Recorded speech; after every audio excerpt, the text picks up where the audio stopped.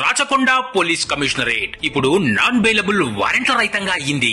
40 రోజుల్లోనే 2024 ఎన్బిడబ్ల్యూస్ ను అమలు చేశాము. వాటిలో 72% నిందితులను కోర్టుల ముందే ప్రత్యక్షంగా హాజరుపరిచాము. మేము బిఎన్ఎస్ఎస్ సెక్షన్లు 84, 85 ప్రకారం 823 వారెంట్ల జమానత్దారులపై చర్యలు తీసుకున్నాము. ఇందులో జమానత్దారులు తప్పించుకు తిరుగుతున్న నిందితులను కోర్టులో హాజరుపరచలేకపోయారు. వీరందరి షూరిటీ బాండ్లు జప్తు చేయబడ్డాయి. కొందరి ఆస్తులు జప్తు చేయబడ్డాయి.